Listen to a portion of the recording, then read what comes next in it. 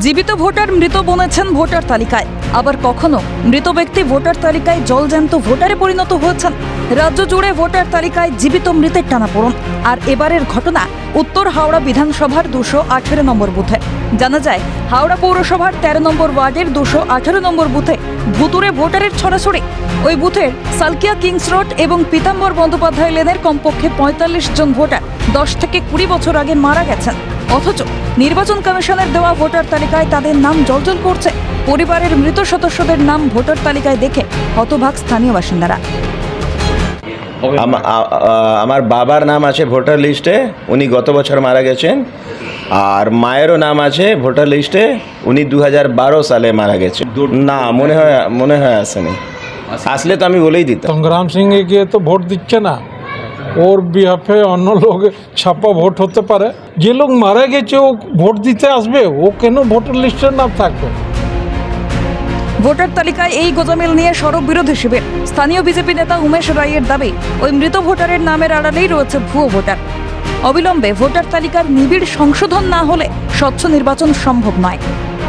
কিন্তু এবার যে এসআইআর হতে চলেছে, এই এসআইআরে এই নামগুলো নিশ্চিতভাবে যারা মারা গেছে সে নাম ডিলিট হবে, যাদের ডাবল এন্ট্রি আছে তাদেরকে চিহ্নিত করে একটা এন্ট্রি ডিলিট হবে, যারা নো ট্রেস ভোটার আছে তাদের নাম বাদ যাবে। আমার যে অনুমান যে একটা অন এভারেজ একটা পার্টে 50 থেকে 75 জনের নাম বাদ যেতে পারে।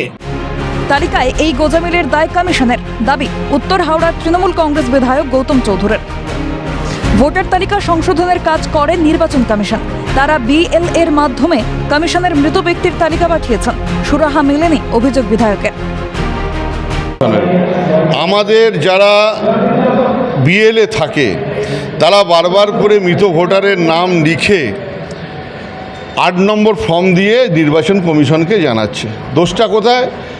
তাদেরকে বলা হচ্ছে ডেথ সার্টিফিকেট দিতে। কোনো বাড়িতে কোনো পরিবারে গেলে তার ছেলে মেয়ে, তার ছেলের বউ বা তার স্ত্রী ডেথ সার্টিফিকেট কোনো পার্টির এজেন্টকে দেবে?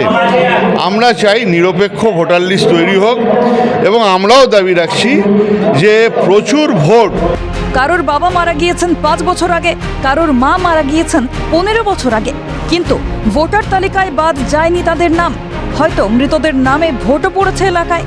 এই গোজামিলের শেষ কোথায় জানা নেই। এখন রাজ্যে এসআইআর প্রক্রিয়া শুরু হলে তালিকার স্বচ্ছতা ফেরে কিনা সেটাই দেখার। দেবকুমার দেওর রিপোর্ট, ক্যালকাটা নিউজ।